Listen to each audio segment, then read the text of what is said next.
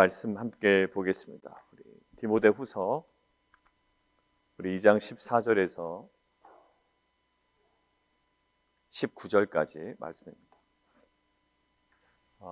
여러분들 제가 표준 세번역으로 좀 읽어드릴까요? 제가 14절부터 오늘 19절까지 제가 표준 세번역으로 봉독해드리고 여러분들 개역개정으로 좀 천천히 따라오시면 되겠습니다. 신도들에게 이것을 일깨우십시오. 하나님 앞에서 그들에게 엄숙히 명해서 말다툼을 하지 못하게 하십시오. 그것은 아무 유익이 없고 듣는 사람들을 파멸에 이르게 할 뿐입니다.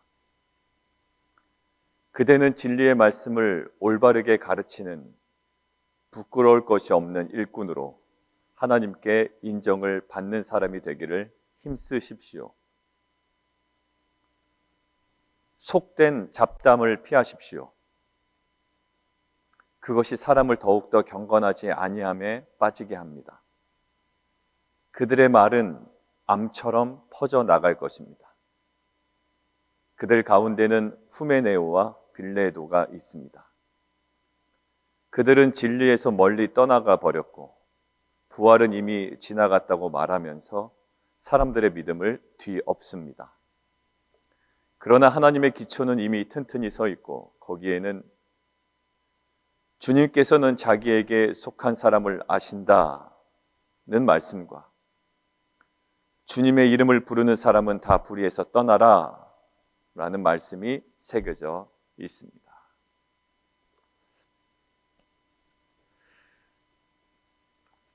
사도 바울이 자기의 그 사랑하는 아들과 같은 디모데에게 이제 마지막 쓴 편지입니다. 자기의 임종이 얼마 남지 않았음을 아는 사도 바울은 또 디모데가 섬기고 있는 그 에베소의 상황과 또 디모데의 상황과 또 자신의 상황을 또 고려해 지금 마지막 편지를 쓰고 있습니다. 오늘 저에게 좀 관찰된 것이 있는데 계속 반복적으로 등장하는 어떠한 그 표현이 있습니다. 유사 표현이라고 그러죠. 한번 여러분들 밑줄 그어보실까요? 14절에 있는 그 말다툼입니다. 그리고 15절에 있는 진리의 말씀, 그리고 16절에 보면 망령되고 허탄한 말입니다. 그리고 18절은요 진리입니다. 오늘 유사 표현을 통해서 하나 선명해지는 것이 있어요. 그러니까 동일한 표현이 우리에게 주는 강력함이 있기는 합니다만 사실 비슷한 유사 표현을 통해서 우리에게 더욱더 선명하게 보여주는 그러한 그림이 있단 말이에요. 오늘이 바로 이 진리의 말씀입니다. 오늘 후메네오와 빌레도가 있느니라 라고 할 때 이 사람의 특징을 사도 바울은 이렇게 설명합니다. 표준 세번역으로 제가 읽어드린 내용에 의하면 그들은 진리에서 멀리 떠났다. 그리고 16절에서 보면 망령되고 헛된 말을 버리라. 왜 버리라고요?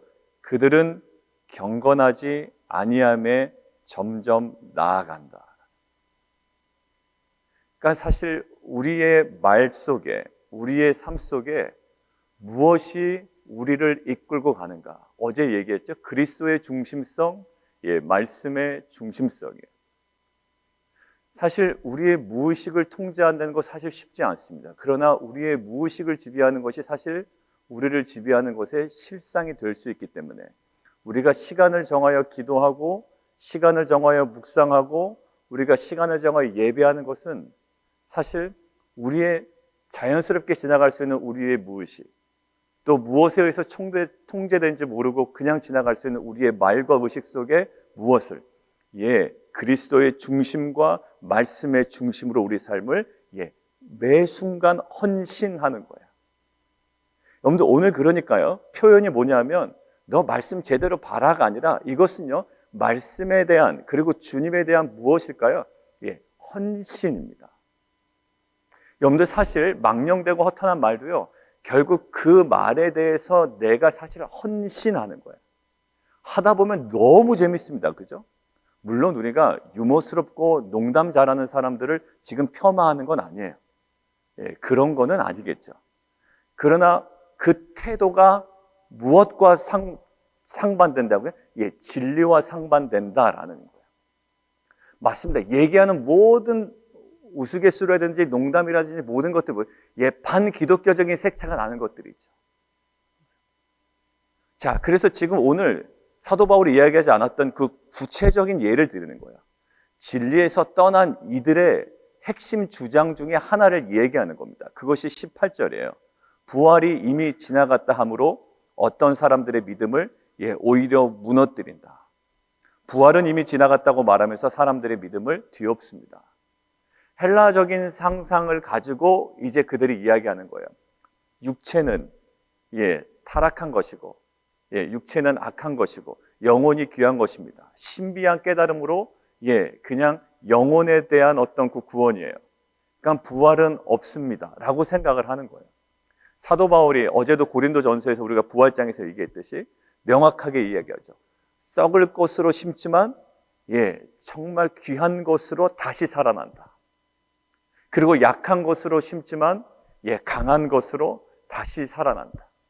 그러니까 영광스러운 것으로 다시 살아난다. 씨앗이 사실 심고 그대로 있으면 그것은 나무로 자라나지 않아요. 반드시 씨앗이 죽어야 됩니다. 그래서 사도 바울은 이것을 통해서 부활이 얼마나 명확한 것임을, 그리고 죽음이 단순히 끝이 아니라 영광스러운 존재로 변화되는 정말 중요한 영적 관문임을 이야기하고 있죠.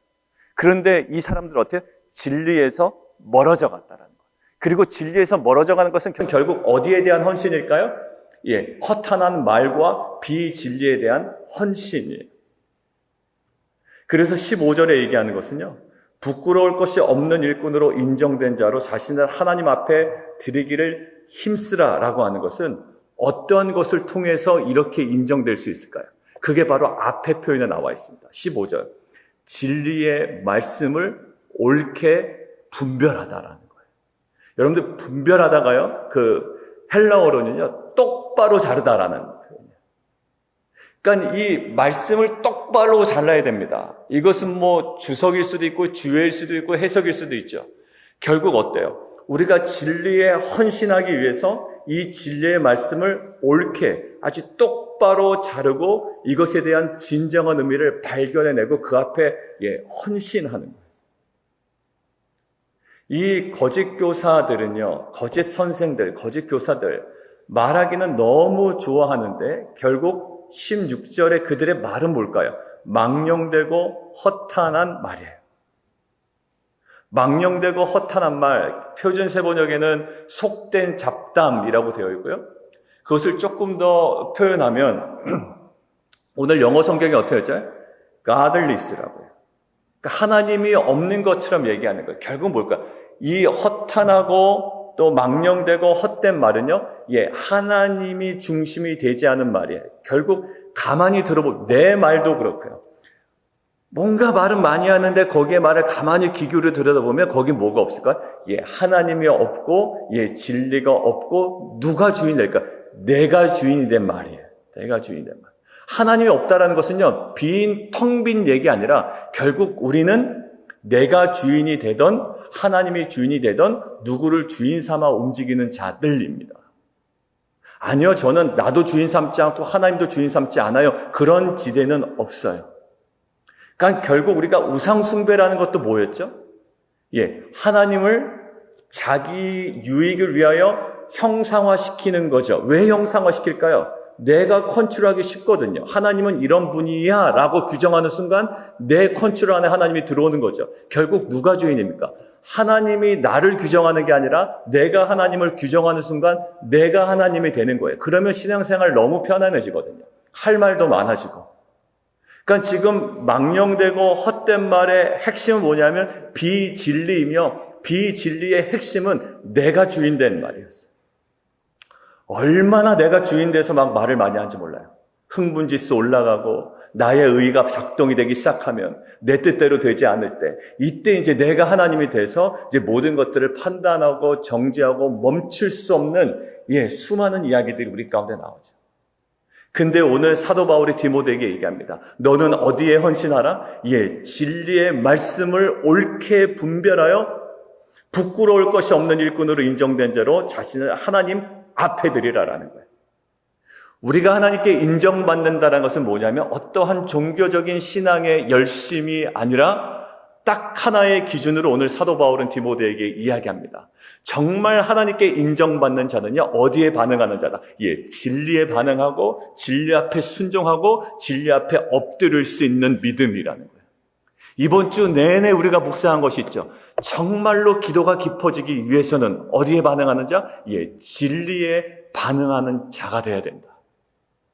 진리에 반응하지 않고서도 기도에 열심히 있을 수 있다고 그랬죠. 기복신앙. 내가 원하는 것 딱 설정해 놓고 여전히 내가 주인이 되는 것.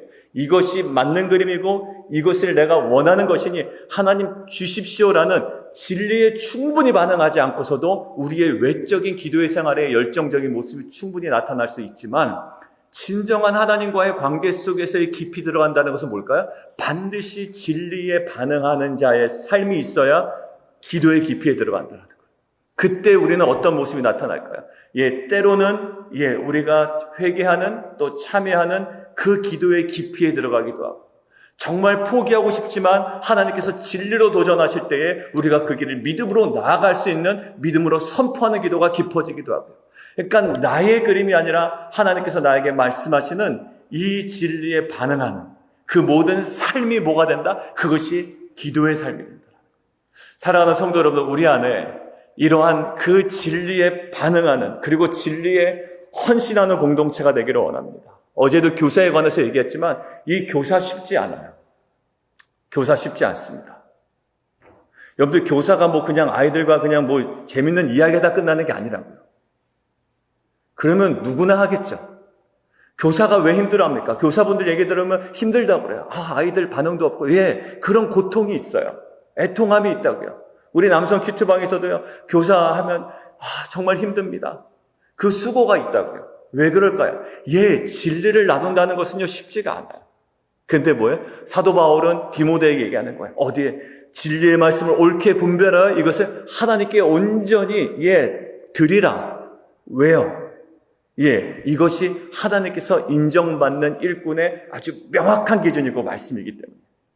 사랑하는 성도 여러분들, 우리가 디모데와 같은 목회자가 아니고 사도 바울과 같은 그런 사역자가 아닐지라도 이제는 하나님 앞에 부르심을 입은 자로서, 거룩한 성도로서 하나님께 인정받는 것이 무엇일까요? 오늘 본문을 통해서 우리가 더 집중하기를 원하시는 것 같아요. 우리가 충분히 진리에 반응하지 않고서도 우리가 갖고 있는 것으로 하나님께 헌신한다고 생각할 수 있어요. 돈이라든지 어떤 봉사활동이라든지 그것이 나쁘다는 것이 아닙니다.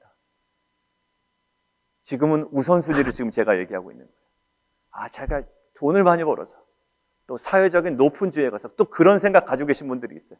내가 사회적인 높은 지위에 가서 그래서 열심히 그것을 향해서 달려나갑니다. 근데 안타깝게도 그 지위에 올라가는 과정 중에 너무 불협화음이 많이 나는 경우도 많이 왔어요. 왜? 그곳에 올라가야지 내가 하나님께 쓰임받는다라고 너무 확신 있게 붙잡고 있는데 그 과정 중에 너무 불협화음이 많이 나는 거예요. 근데 모든 것들이 하나님께서 다 허용하시는 것이 될 수 있으나 오늘 이야기하는 거예요. 정말로 하나님께서 인정하시는 그 궁극적인 지점이 어디냐? 내가 그 모든 것들을 다 정리해놓고 진리에 반응하고 진리에 헌신하는 거예요. 저는요, 우리의 자녀들도 그런 자녀들이 되기를 원해요. 우리 지금 정말로 새벽에 부모의 이끌림에 의해서 왔지만 이들의 그 평생의 삶에 또 우리 자녀들의 삶 가운데 이들이 하나님께 인정받는 삶의 핵심이 뭘까요? 그들이 사회적으로 성공해서 남들이 부러워할 만한 학교에 가서 그럴 만한 직업을 가지고, 여러분들 이것은 정말로 터무니없는 것이라고 우리는 알아요. 어떠한 것이든 간에 우리의 자녀들 한 명 한 명이 정말 진리의 말씀에 평생 헌신할 수 있는 귀한 자녀들이 되기를 원합니다. 그때 진리가 그들을 자유롭게 하고요, 진리가 그 속에서 역사하여 그들을 새롭게 하는 능력으로 될 줄 믿습니다. 여러분들, 우리의 가정들도 변화된 것을 보면 어떻게 변화되던가요? 우리의 남편들의 변화되는 모습이 어떻게 되던가요? 그냥 본인이 그래 결심했어 하고 그들의 결심으로 되는 게 아니라 우리의 남편들의 변화와 우리의 가정의 변화의 그 핵심 동력은 뭐냐면 그 말씀에 계속 뿌려진 말씀의 씨앗이 자라나게 돼서 말씀이 능력이 되어 가정을 변화시키고 말씀이 능력이 되어 자녀를 변화시키며 이 말씀이 능력이 되어 우리의 남편과 배우자를 변화시킨단 말이에요. 맞습니다. 우리 남성들도요, 우리 여성들도요, 결국 큐티 나는 방에서 뭐가 변화되죠? 예, 좋은 음식으로 대접해서 변화될 수도 있지만 우리의 궁극 큐티 나는 방에서 사람이 변화되는 것을 우리가 무엇으로 봅니까? 그 사람 안에 진리가 들어가면 그 사람이 어디에 헌신하기 시작해요? 예전에는 자기 욕망에 헌신했던 자가 이제는 어디에 헌신합니까? 예, 진리의 그의 삶을 헌신해 버린다고요. 어떻게? 예, 말씀이 능력이 되고 성령의 이끌리심을 받아. 여러분들, 이것이 하나님께서 인정하시는 정말로 신자의 삶과 거룩한 인생을 깨달아 우리가 이 진리에 더욱더 깊이 반응하는 공동체가 되기를 원합니다. 14절에 보면 너는 그들로 이 일을 기억하게 하여 말다툼을 하지 말라고 하나님 앞에 엄히 명하라. 이것은 참 우리 안에 중요한 메시지인 것 같습니다. 사람과의 관계 속에 이 말다툼은 없진 않아요. 항상 있습니다. 곤두서 있든 숨겨져 있든 숨겨놓은 칼이든 드러낸 칼이든 이 말다툼은 있게 마련입니다. 그런데 이것이요, 우리가 어떻게 하면 더 헌신할 것인가에 대한 어떤 그런 다툼이면 우리가 더 긍정적으로 나아갈 수가 있겠지만 아마 대부분의 말다툼은 그렇지 않은 경우가 많습니다. 그때 어떻게 해요? 이것은 아무런 유익이 되지 않는다라는 거예요. 유익이 하나도 없고 도리어 듣는 자들을 망하게 합니다. 여러분들 그 디모데전서에 보면 이렇게 나와 있습니다. 디모데전서 제가 좀 읽을게요. 디모데전서 1장에 보면 신하와 끊어없는 족보에 몰두하지 말게 하려 함이라. 이런 것은 믿음 안에 있는 하나님의 경륜을 이름보다 도리어 변론을 내는 것이라. 이 디모데전서에서 얘기했습니다. 에베소의 여러 가지 배경 설명을 드렸잖아요. 그리고 6장에 가면, 디모데전서 6장에 가면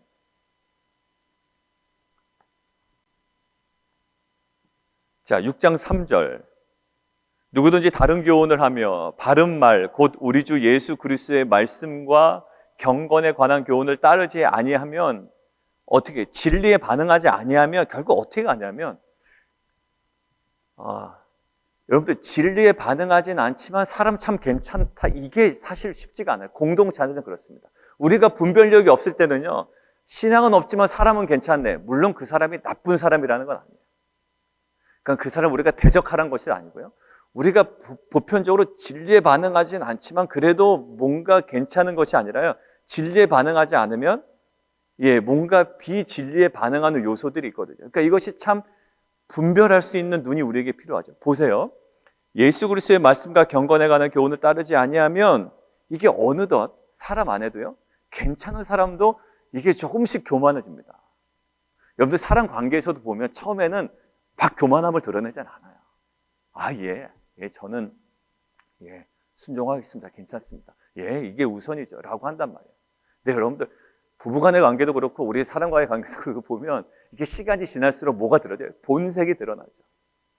우리는 그런 본색이 있습니다. 뭐 특정한 사람뿐만 아니라 저와 여러분들 다 본색이 있어요. 어느 부분 콱 찔리면 그냥 내 어떤 그 분이 나고 뭐 여러 가지가 있잖아요.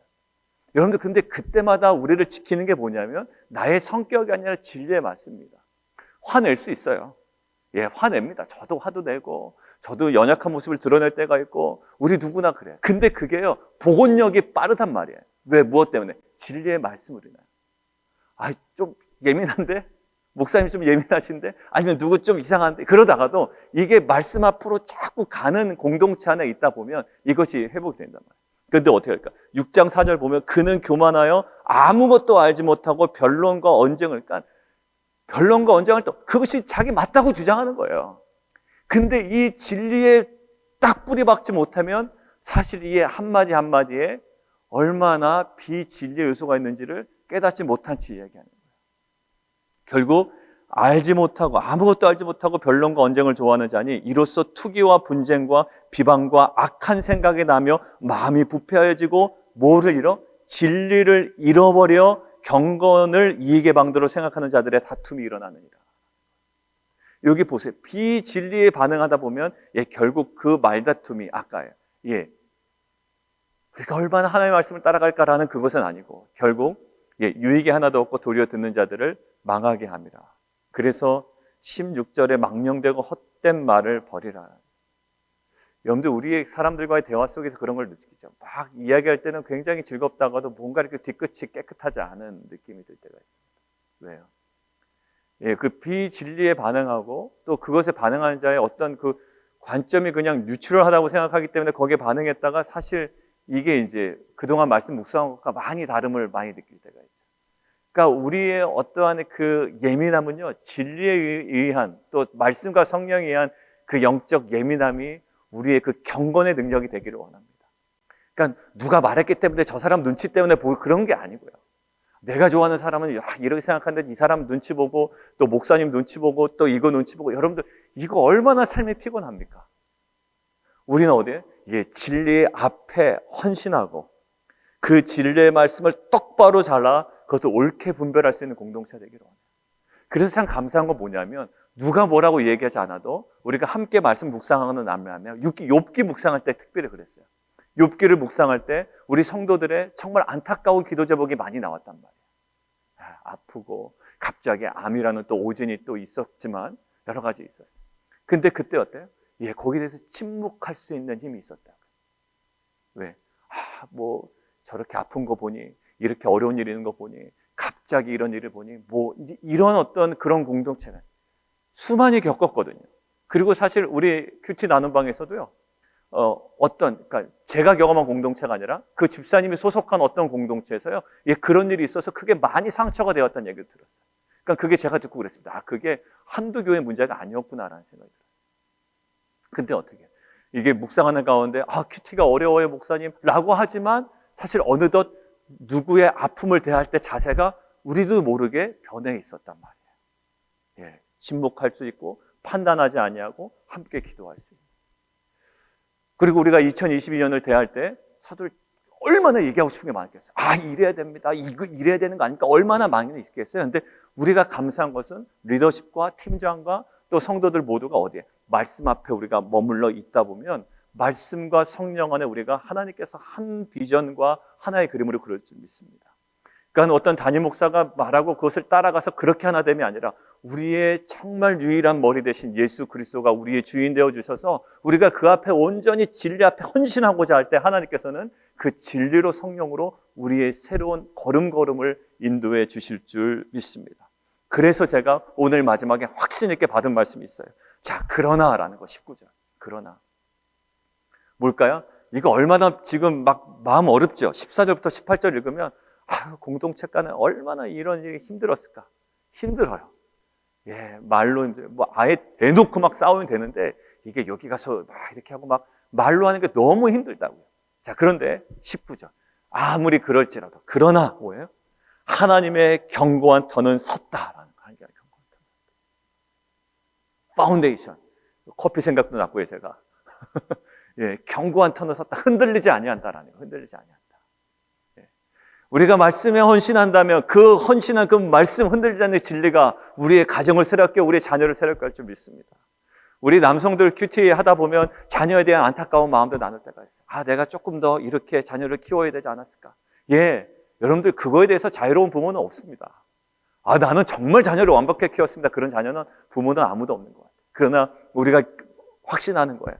그렇게 안타까운 마음을 가지고 기도하며 또 진리 안에 우리가 바로 서 있는 모습을 통해 하나님께서는 그 가정과 자녀와 또 공동체를 날마다 어떻게 새롭게 하실 줄 믿습니다. 이것은 뭘까요? 방향성이에요.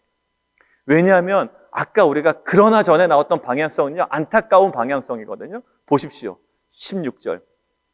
경건하지 아니함으로 점점 나아간다. 사람이 자꾸 이상해지는 거예요. 그죠? 경건하지 않은 방향으로 자꾸 나아가. 분열하고 불평하고 남 탓하고 그러니까 계속 점점 심해지는 거예요. 그리고 볼게요. 17절. 종양이 퍼져나감 같다. 이건 뭐예요? 방향성이거든요. 근데 실은 우리 남성 큐티방에서 제가 느끼는 것은 뭐냐면 경건하지 아니함으로 나아가는 게 아니라 악성 종양이 퍼져나가는 방향성이 아니라 과거를 정확하게 인식하고 이제 그 진리를 향한 방향성을 가지고 나아간다라는 거예요. 여러분들 이것은 뭘까요? 그게 바로 견고한 터 위에 우리가 날마다 세워져 가는 겁니다. 자, 그 두 말씀이 있는데요. 인침이 있어 일렀을 때 표준 세모적으로 읽어드릴 때 딱 느낌이 오셨죠. 그러나 하나님의 기초는 이미 튼튼히 서 있고 거기에는 이런 말씀과 이런 말씀이 새겨져 있습니다. 아마 그 교회에 이렇게 딱 새겨져 있었던 것 같아요. 어떤 겁니까? 주께서 자기 백성을 아신다. 여러분들 써놓으실래요? 민수기 16장 5절. 뒤에 설명이 나와 있나요? 네, 뒤에 설명 안 나와 있네요. 민수기 16장 5절에 있는 것이 인용되었을 것이라고 학자들이 많이 이야기하고요.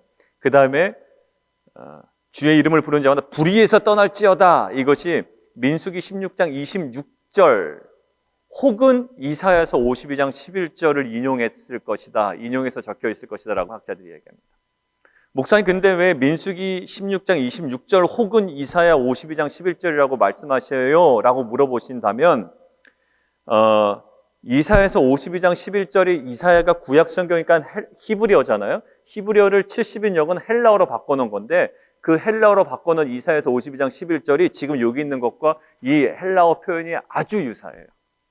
그렇기 때문에 이 두 가지를 그냥 같이 염두에 둔단 말이에요.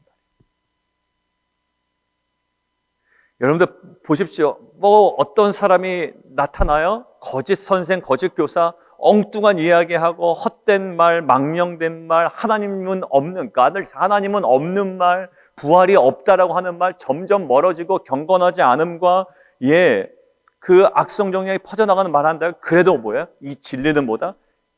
주께서 자기 백성을 아신다. 이게 뭐냐면 민수기 16장이 고라와 몇몇 동조자가 모세 리더십의 반기를 탁 드는 거예요. 반기를 들을 때 이에 대한 모세의 대답입니다. 뭐라고요? 주께서 자기 백성을 아신다. 여러분들 공동체 안에 그리고 우리 가정 안에 또 믿지 않는 사람과 관계 속에 정말 수많은 얘기들로 우리가 힘들어하지만 이 진리가 우리 가운데 역사하여 결국 견고한 터 이 위에 이 공동체와 가정이 세워질 줄 믿습니다. 뭐예요? 주께서 자기 백성을 아신다. 자기에게 속한 자가 누구인지 거룩한 자가 누구인지를 보신다라고 떠 있거든요. 결국 어떻게 될까요? 거짓 제사장 250명이 죽어나가잖아요. 그러니까 뭘까요? 견고한 터 흔들리지 않는다. 그러니 어떻게 되라? 두 번째 진리, 불의에서 떠날지어다. 그리고 우리 어디에? 진리에 헌신하는 공동체. 여러분들 우리가 어떻게 하면 더 잘 살까? 그게 순전히 다 경제적인 것으로 눈에 보이는 것들이거든요. 근데 어떻게 더 잘 살까? 하나님께서 우리를 어떻게 인정하실까? 더 잘 살다라는 것은 하나님 앞에서의 삶 아닐까요? 근데 하나님 앞에서 내가 헌금 더 드리고 이런 문제가 아니라 내가 정말 진리에 반응한 거예요. 오늘 하루도 내가 진리에 반응하는 거죠. 여러분들 진리에 반응하자고 살아갈 때 뭔가 재미나고 뭔가 내가 사람과 어울리고 뭔가 일을 많이 하고 하는 것 같지만 사실 우리의 저녁 시간이 되면 뭔가 계속 불안함과 초조함이 있다고. 근데 많은 일을 하지 못하더라도 내가 정말 진리에 내가 온전히 반응할 수 있다면 정말 우리의 삶은 더 영광스럽고 거룩한 삶으로 하나님께서 빚어가실 줄 믿습니다. 이 견고한 터 위에 날마다 세워져가는 빛과 소금 공동체가 되기를 주님의 이름으로 축원합니다. 우리 함께 기도하며 나아가도록 하겠습니다.